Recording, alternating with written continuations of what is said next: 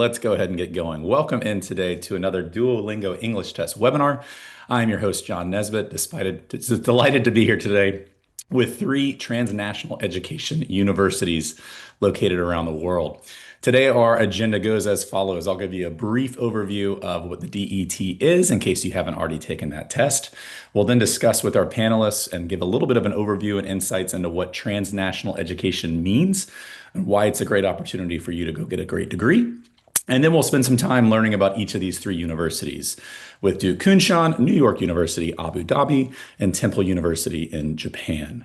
And then we'll go through questions. Hopefully that sounds like a good plan because there is no plan B. And so again, welcome into our webinar. We have three incredible programs today that are all US-based campuses when they're transnational or branch campus overseas. And so we have three of the most premier universities in the country, and their incredible campuses abroad with NYU Abu Dhabi, Duke Kunshan, and Temple Japan. So very excited to hear about these opportunities. And to tell you a little bit more about these incredible universities, we're going to invite our wonderful panelists. So go ahead, Anna, if you want to kick us off with some introductions. Yeah, hi everyone. My name is Anna Chen, and it's a pleasure being here. I represent Temple University Japan campus. And fun fact about me, I actually moved to Japan not too long ago, about a year ago, and I kind of, started here, build my career here. So I'm here to happy to share about the exciting opportunity that's here for you. Thank you, Anna. Natalie. Hi, everybody. Good evening from Abu Dhabi. My name is Natalie. I've been with NYU Abu Dhabi 5 years now. When I moved to the UAE, one of the things I was, concerned about was I'm a rock climber. And so where are the closest mountains? I thought all desert, but the UAE has certainly given me deserts, but much more, including amazing mountains and a place to call home. So I'm excited to tell you a little bit about the university today as well. Thank you. And Nicole. Hello, everyone. Good evening. My name is Nicole Moore. I work for Duke Kunshan University. Very similar to Anna, I'm also quite new to DKU. I've only been in this job for about a year. I actually just celebrated my 1 year anniversary like a couple of days ago. But yeah, and then kind of my fun fact is this is the second time that I've lived in China, and out of all the cities that I could somehow magically have gone to, I ended up in the same one both times. But loving every second of it. So really excited to share more about the school with you all.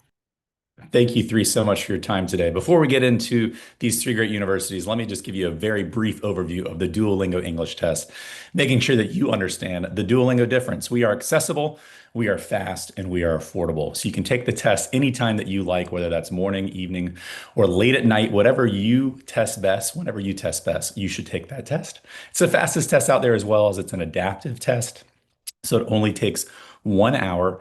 You get your results back in 2 days, and it is at the fraction of the cost of the other tests. And it's free to share your results instantly with other universities out there. And it's accepted and trusted globally by over 6,000 colleges and universities worldwide, including almost everything inside the United States, most of Canada, and we're growing elsewhere, as you can see. But today I want to spend my time learning a little bit more about what these programs mean. And so to start, can we maybe just define, maybe Natalie, could you just define like what does transnational education even mean?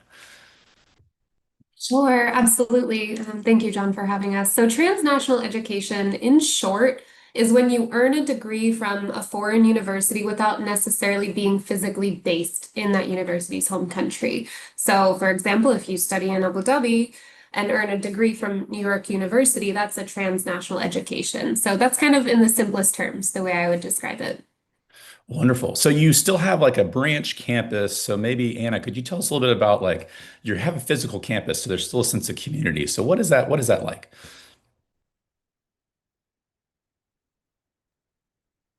Oh,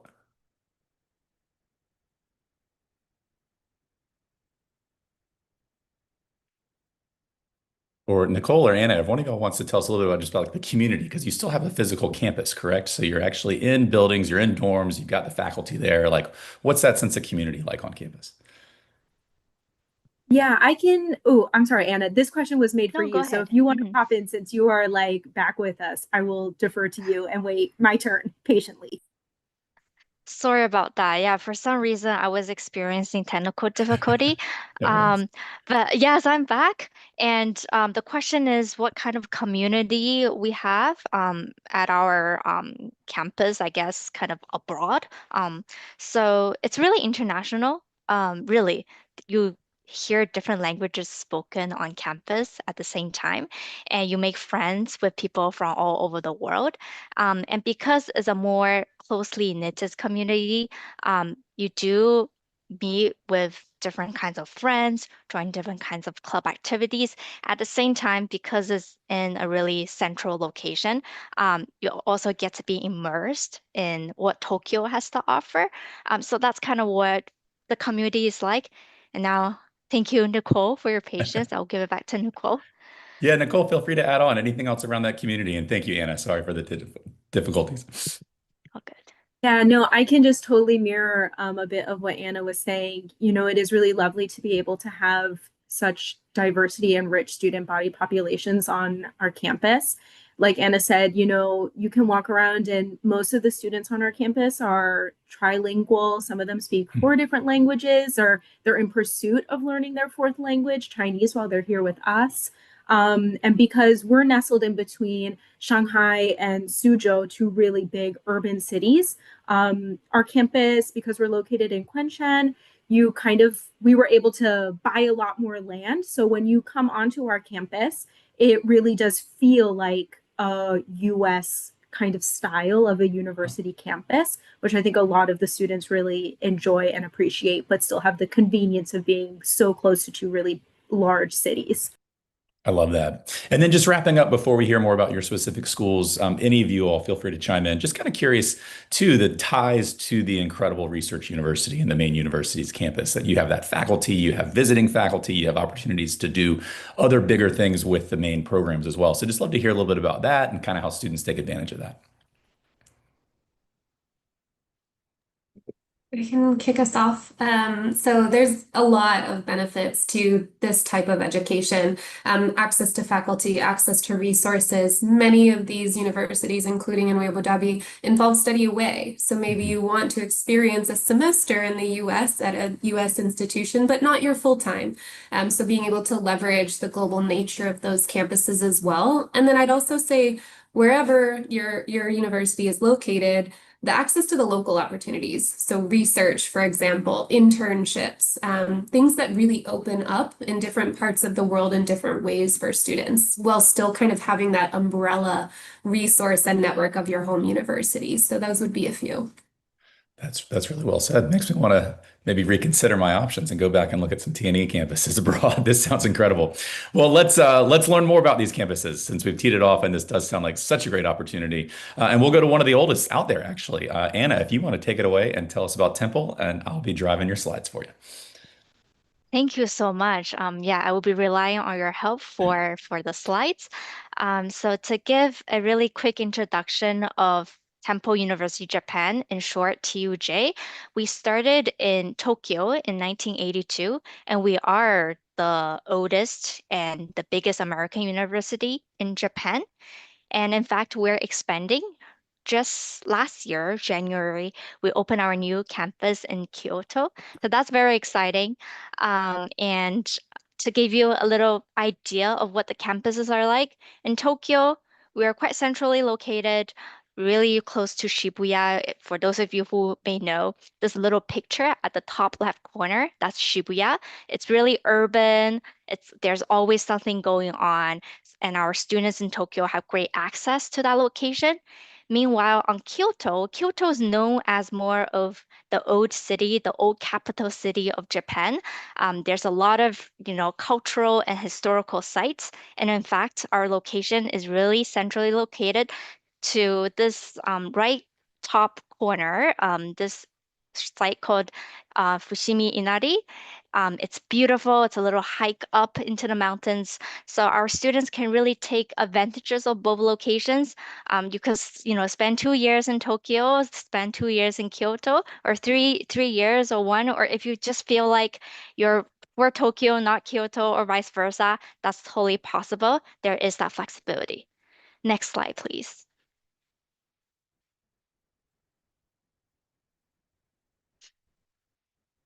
Okay, so kind of tapping off what Natalie mentioned about these kind of international programs, I think the advantages to studying at TUJ includes really earning your American degree in Japan. So you get to experience the life in Japan, but at the same time, it's really suitable for people who still want to study in the American curriculum and essentially earn the American degree, which is quite recognizable worldly. And having said that, studying at TUJ is fully 100% taught and instructed in English, so no Japanese is required, which sometimes can be a misconception about our campus. And also, we have a relatively affordable tuition rate, which I can add on to more details. I think I have it in the next slide. If we can go to the next slide.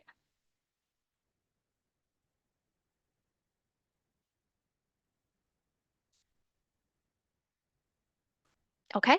Oh, okay. So I have it saved in another slide, but I do want to talk about the academic programs that we have offer. So right now we offer 12 academic programs, and they are more liberal arts based, which includes arts, economics, international affairs, Japanese psychology, communications, Asian studies, general studies, international business studies, political science, tourism, and computer science. And out of our program, our business program is the most popular and also the biggest program. It is also right now the only program that you could complete it fully in Kyoto, followed by our communication majors and also computer science majors. And to give you an idea of our kind of campus vibe, I have some pictures here. So our graduating class or our school size is about 3,000 students, and about 300 of those students are in Kyoto, and the rest are in Tokyo. So to give you relatively the size. Okay, next slide, please.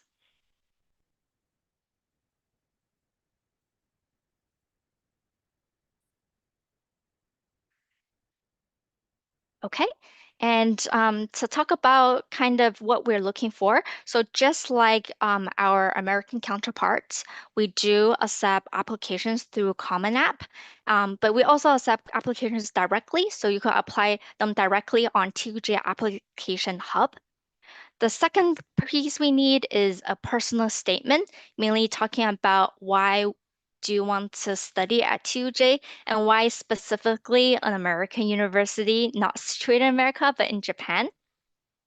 Third, we are test optional for SAT or ACT, but if English is not your native language, we do require a English proficiency test, which includes all of the tests listed, Duolingo included. And for Duolingo, we're looking for a score of 110 and up, and we do recommend it to our applicants because it is one of the fastest and most affordable options out there. Finally, we will need your transcript from your current school and all the schools you have attended, including an application fee. Next slide, please.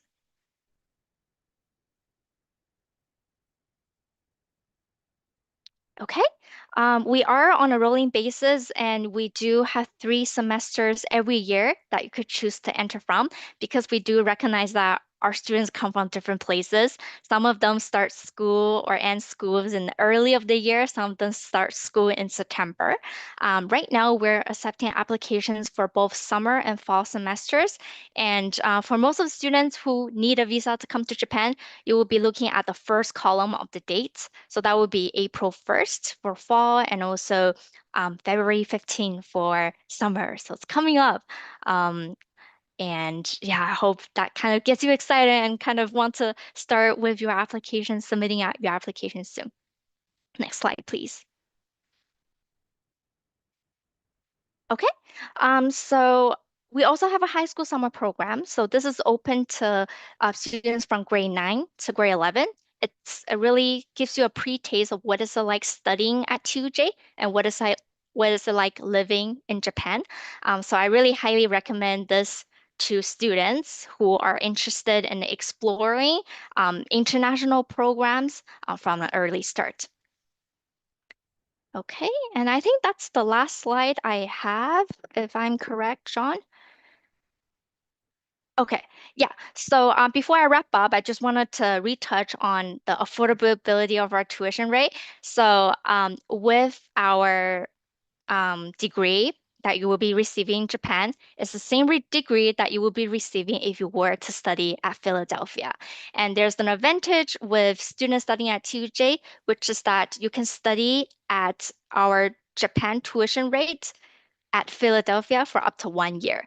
And our tuition rate approximately it's about 13K, so 13,000 US dollars per year. So that's really relatively a really good deal compared to studying in Philadelphia in the States. Okay, so that wraps up my presentation. And I guess next we'll be moving to, I believe, Natalie Yeah, with we'll get her Natalie up. presentation with NYU Abu Dhabi. Thank you so much, Hannah. That was great. And yeah, Natalie, we'll pass it off to you. Amazing. Thanks, Anna, and thanks, John. So to kind of get me started talking to you about NYU Abu Dhabi, I need to talk a little bit about NYU because that very much informs and influences our approach to education and a lot of things about us. So we like to say that we're a campus without walls. And by that we mean we have a tradition of boundary breaking education. So since 1831, when NYU was founded, we have chosen to be in and of the greatest cities of the world, engaging with diverse communities. NYU is certainly a pioneer of inclusion, among the first universities to admit women and people of color. And that spirit of equity really continues to shape our global presence. And it shows up in different ways on different campuses, but is really core to our identity. We're very much a university that breaks down barriers. I'll show you in a moment what that looks like across the globe, but we really want to create a seamless, borderless education that could involve study away, internships, and research opportunities across continents, where students get to experience the world as interconnected, and that prepares them for whatever is next. We also break down disciplinary silos. We have a very strong liberal arts global curriculum. It's very interdisciplinary by design, so students can explore across fields, combine methods, and think holistically as well. So we really learn without walls. We're a community with roots at the same time. So it doesn't mean we're disconnected. It means that we're cultivating deep community through mentorships and cohort-based programs and campus life. So John, if you could go to the next slide, we'll talk about how whether you're in Abu Dhabi or Accra or Berlin, our students are part of one global university and one shared experience. So NYU has really redefined the meaning of study abroad. We really think success in today's world requires cultural fluency and adaptability and global awareness, all of the things we talked about at the beginning that a TNE education can really provide. So our students aren't just studying the world, they're experiencing it. Our global network is anchored by 3 degree-granting campuses, so New York City, Abu Dhabi, and Shanghai. We're going to talk mostly about Abu Dhabi today, but all 3 of these give you one NYU degree, and they're each located in a diverse and dynamic city of the world. There are aspects of the NYU experience that is very much shared across the 3 degree-granting campuses, but there are also distinctions that might make one campus a really good match for you, or maybe 2 campuses, or maybe all 3 feel like they're a good match for you, but they are very distinct in a lot of ways. We also have 13 global academic centers, so you cannot receive your degree from those, but they might be a place where you study away for a semester, or you engage in internships or different opportunities. So this is all NYU, which is really important for us to think about a world of opportunity for our students. So John, if you could go to the next slide. As I mentioned, we're going to specifically talk a lot about the Abu Dhabi campus today, but we are all interconnected, and so a lot of this is reflective of the other campuses. So NYU Abu Dhabi was founded in 2010 through a partnership between NYU and the Emirate of Abu Dhabi. It's very much built as a global liberal arts and research university. It is the first of its kind in the Middle East. NYU Abu Dhabi is cornerstone of kind of NYU's global vision, where we combine academic excellence with this intercultural dialogue. So already on the screen, you can see at a glance, we have about 2,000 undergraduates, a very deeply diverse and globally connected student body. In 2,000 undergraduates, we have over 125 countries represented. So I kind of like to describe it as like a little mini UN, where you have delegates from all of the places of the world coming together and being a part of this NYU Abu Dhabi community. We'll talk about academics a little bit more, but we do offer 26 undergraduate majors, numerous minors, and our curriculum's really designed to encourage interdisciplinary exploration as well as your specialization, but that would come after. This global network across our 3 campuses, as I said, all of them have distinct experiences but shared values. And you'll see a lot of that in our academics. So on the next slide, we'll talk about our majors. So at NYU Abu Dhabi, all students must complete at least one major. We have 26 different options across arts and humanities, social science, STEM, and interdisciplinary programs. Students can pursue minors or second majors and can combine maybe technical or creative or critical fields into a way that makes sense for them. So if you come in knowing what you want to study, that's absolutely fine. You can get started right away, or you can come in and maybe discover your path through exploring it. We do have some pretty distinctive programs like interactive media, social research and public policy, Arab Crossroads. These are really shaped by our region, but globally relevant. As I said, undecided is absolutely fine. All students technically enter undecided to NYU Abu Dhabi and declare their major in the end of their second year. So that's a benefit. You're flexible, you have an exploratory model, and it's normal for students to take time to figure out what makes sense for them. We have J terms as well. These are held in January. They're abbreviated courses. Students do complete 2 of them. They're intensives. They're designed to be more immersive experiences as well that really intensify the students' focus. So those are kind of additional outside of the normal academic semesters that our students have the opportunity to pursue. We do have a lot of minors. I don't have them all listed here, but they're all on our website. We have over 30 minors for students to pursue in tandem with their major. All of our programs are 4-year programs. All of our programs are taught in English, except for world languages, of course. And as I said, it's very multidisciplinary. On the next slide, please, John. What this means for our students also, though, is we follow this American model of being a very residential campus and a campus that wants to develop students holistically. So our campus is about 40 acres. It's residential. Students live on campus all 4 years in guaranteed housing, but it's more than just a place to live. It's really a space where we've intentionally designed it to support students, to support their learning, their connections, their evolution. That might involve our state-of-the-art research labs or our performance spaces or our art studios, our athletics facilities, you name it. But resources that really inspire excellence are all around our campus. That also includes our faculty. Many of them actually reside on campus as well. And they don't just serve as academic mentors. They might be career mentors, but they're firmly embedded in our campus. Many of them live on our campus, and they're absolutely exceptional in the areas that they pursue. We have student interest groups, or SIGs as we call them, where students can get involved in central parts of campus life, allowing them to have leadership roles and create communities around the things that they care about as well. So it's a very active student campus and student population. On the next slide, though, I'll also highlight that just the UAE itself and Abu Dhabi is a part of the student experience. So learning isn't just happening on our campus. It's also happening in Abu Dhabi, in the United Arab Emirates, as an extension of your education and your growth and your recreation.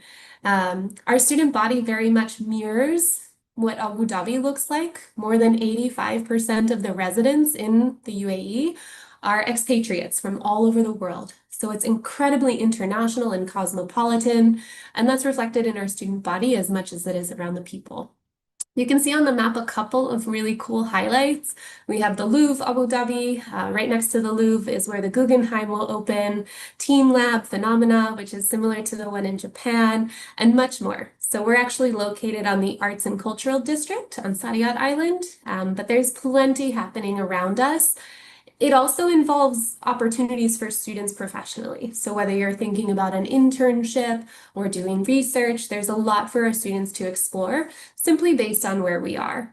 The city of Abu Dhabi also has an exceedingly low crime rate.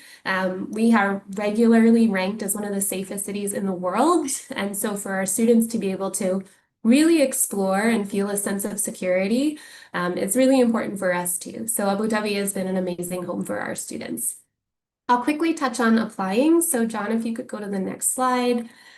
It is a long process, so my best advice for you all is to get started early.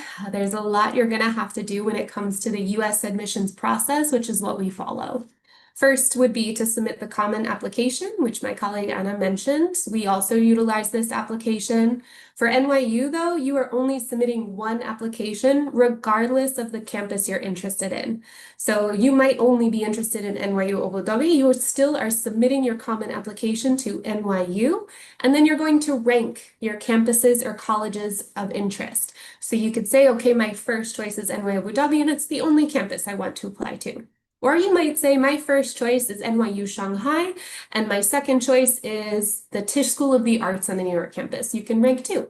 You can rank up to 3. So for students, they get to kind of choose the options that make the most sense to them. In the common application, you'll also include information for your school counselor or official or administrator who will provide us with your school report as well as your academic records. Academics certainly drive admissions decisions at NYU Abu Dhabi, so making sure that you're presenting a strong academic profile, both in terms of the rigor of your curriculum and your performance, is going to be important to have a competitive application. You also have a lot of supporting application materials to send to us. We are test optional when it comes to standardized testing. So what that means is SAT is not required, ACT is not required. We do accept them, so you're welcome to submit them if you like. We also accept a lot of different national exams, so exams from people's home countries, but it is not required. English language testing is required unless English is your first or native language, or you have not been taught exclusively in an English-only curriculum, with the exception of world language courses. A letter of recommendation is required as well, just one, and we ask that it comes from a person of authority, so you get to choose who's writing that. And last is we require something called STARS, or your self-reported transcript and academic records. This will be an online form you'll complete that basically tracks your transcripts. On the next slide, please, John, I'll briefly touch on deadlines. These are very important, so make sure when you are applying that you are applying by the deadlines that make sense for you. We offer 3 rounds: early decision 1, early decision 2, and regular decision. You can see the application deadline. That's when your application needs to be submitted. You can see the financial aid deadline, which is when your financial aid application needs to be submitted. We have something very unique called Candidate Weekend. So if I have sparked your interest through this presentation, I certainly encourage you to follow the link on this page and learn more about our admissions process. And then lastly, the notification date when you hear back from us. I will end there with my final slide. John, if you don't mind proceeding, just get in touch. So we are happy to answer any questions you have about our admissions process, about NYU Abu Dhabi, about NYU, anything that's on your mind. So thanks for your time today, and I'll end there. Thank you, Natalie. That was wonderful. And actually, there we go. Perfect. It just popped up. Sorry if the slides are a little slow today. Nicole, you are up. Let's hear a little bit about Duke Kunshan. Okay, hello everyone and good evening or good morning, depending on where you are. My name is Nicole, and like I said, I work for Duke Kunshan University. Just from here on out, I'm going to be referring to Duke Kunshan University as DKU, just so that was just a little bit easier for all of us. But yeah, you can hit on to the next slide and we can go and get started. So at DKU, we would classify ourselves as a research-oriented liberal arts institution or university. All of the curriculum that we offer is also classified as interdisciplinary. And then we also like to really have a strong global approach to our higher education. So like I mentioned before, you know, a lot of the students that we have coming onto campus, they're definitely multilingual. They're coming from so many different countries. I believe that right now, out of our 2,000 students, we're representing about 70 different countries. And we're really excited to be able to have that many students and that much diversity on our campus because we really do believe that that makes for a really high quality education for our students. And then you can hit the next slide. So these are all the different majors that we offer. As you can see, there's going to be a really good mix of both the natural sciences, social sciences, and arts and humanities. Like I said, we are liberal arts, so you do get the option to kind of choose whatever you feel like speaks to you the most, right? In terms of how we have our curriculum structured, though, it is a little bit different than my peers here on this panel. So everything that is non-italicized, that would be your intended major, the major that you would choose. So for example, if we're looking at the first one, applied mathematics and computational sciences, that would be your major. And then the italicized portion would be a track. And maybe the easier way to think about this would be like a built-in minor. So that already kind of comes predetermined for you. But by all means, you can choose within each of those majors kinds of the ones that speak to you the most or you feel like are the most fulfilling for you. Next slide, please.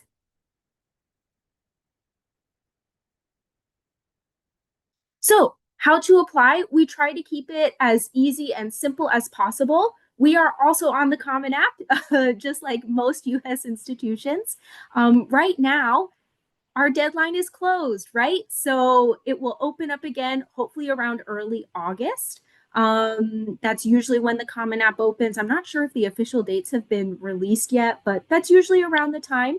And then for early decision, that application will close around early November. And then for regular decision, it always closes around early January. So just kind of keep those dates in mind when you're thinking about applying. It can be good to just have an idea of, are you thinking about doing early decision or are you more thinking about regular decision, just so that you can get your timelines correct.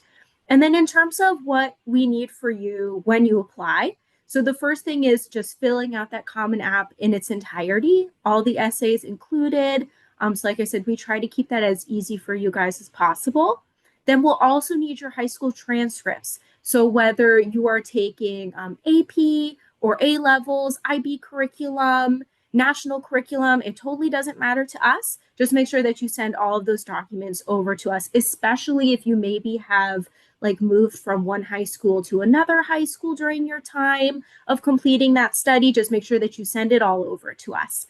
Like most schools, we are SAT and ACT optional, so you don't need to submit it to us. I would say, you know, if you're already taking the SAT or ACT for other universities that you're applying to, feel free to send them over to us. It's totally fine. And then we also need 1 counselor recommendation and 2 teacher recommendations. What you might notice is missing on this list is English proficiency. So at DKU, we don't require you to submit any TOEFL, IELTS, or Duolingo score. However, I will say, kind of like the SAT or ACT, if you're already planning to take it to send to other universities, it's really no harm in sending it over to us as well. It's just an extra piece of information for us to be able to look at. And then last slide. So right now, that's me.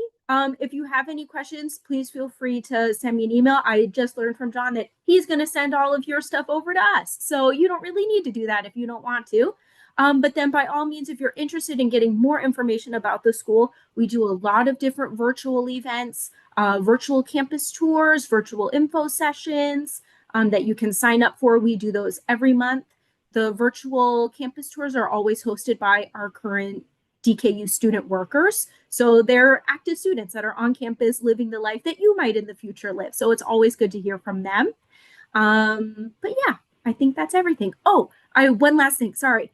Just to piggyback off of what Anna said about her summer programs, we also do have summer programs. If you're interested in participating in those, I think they're a really fantastic option to see if living in China is something that you'd be interested in, if the DKU curriculum is something that you'd be interested in. It's a really low cost, kind of low effort way to figure out if we would be a good match for you. So you can learn more about that through scanning that little QR code on the right-hand side. And that's right it. here. Perfect. Thank you, Nicole. Thank you, Anna. Thank you, Nicole. Thank you, Natalie. That was really, really insightful, really fascinating to learn about these three programs. I've actually been lucky to be in these three cities. Only been on the campus for NYU Abu Dhabi, but I've been in all three of these cities and students out there. These are three incredible cities.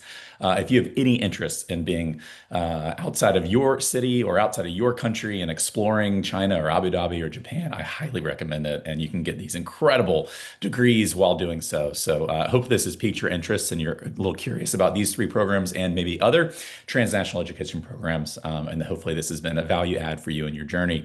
I'll bring back the three panelists now real fast, in addition to saying thank you for their time and for staying up late for us tonight and providing such great resources. Just had two quick questions for each of them.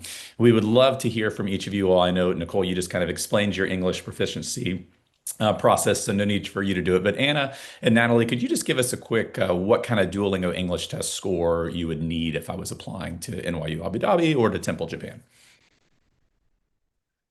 Sure, so I can start. We do accept Duolingo English Test score, and the minimum requirement that we're kind of looking for is 110. Um, but that being said, if your score is below the benchmark, we do have a conditional program called the Bridge, which is designed for non-native English speaker. In the first year, it really helps students to fine-tune their English skills before beginning their bachelor's degree. So that's also something to think about for those who would like to have some further enhancement on their English. Oh, that's wonderful. I didn't realize that you had that in Japan as well. That's so great. What about you and Natalie at NYU Abu Dhabi? Sure. So it'll be similar across our campuses for NYU Abu Dhabi. This is a recommendation, not a requirement, but we're looking for 135 on the Duolingo English test. Wonderful. All right. Nicole, I'll bring you back up. Let's switch to our final question. And this is open for all three of you. So just love to get your thoughts and advice. What kind of advice or any type of encouraging words or recommendations, best practices, kind of leave this open field. But what kind of advice do you have for these students before we wrap up today? Nicole, let's start with you. Yeah, absolutely. So my kind of best piece of advice that I give to students is something, and I'm going to sound very Southern because I am from North Carolina, but it is something that my mama always told me, and that is to not close any door to any opportunity, right? So fortunately, I would assume that most of you guys that are in this session have some level of interest in maybe doing some type of university experience like what we all offer.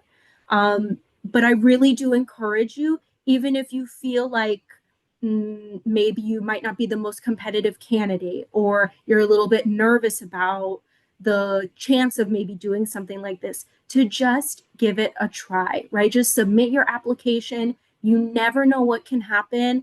I talked to so many current students on this campus who came to DKU. They didn't think that they were going to be here in China, and they are just thriving and living their best life. And they never would have been here doing these amazing, incredible things if they didn't take that first chance and just give it a try, right? Once you get onto campus, there are so many things that you can do, so many explorations that you can have, so many things that you can try. And I really just encourage you guys to take advantage of all of that, regardless of where you go. Just live your life to the fullest, and I guarantee you that you will really enjoy it. So that's my piece of advice. I love that. I love that. Anna or Natalie, either one of you want to go? Sure, I'm happy to go. So an advice I would share would be to be open-minded, especially now I'm kind of still navigating living in Japan. Japan is really open towards, different kinds of culture exchange. There's always something going on. But essentially, you are living in a different country. There will be cultural differences, there will be language barriers, and it's really up to you whether or not if you want to be open to the challenges that you will be facing, and really sometimes giving yourself a little bit of push, just a little bit, you would really discover something new about yourself.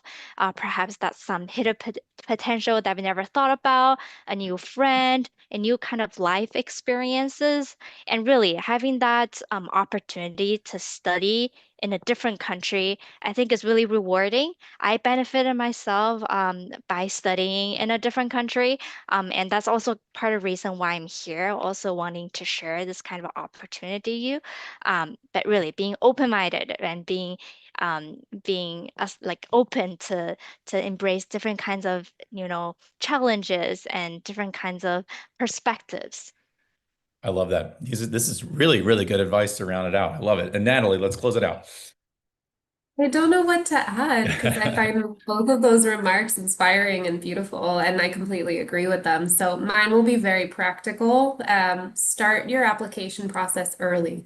If you're looking at transnational education systems, the deadlines may not be what you expect. They may not align with your country's timelines and deadlines. And so start early, do your research, and just be prepared. Because, I mean, you all showing up here, I think indicates an interest and an openness and a curiosity. So don't miss those open doors or those opportunities by just not being prepared. So I would say be prepared.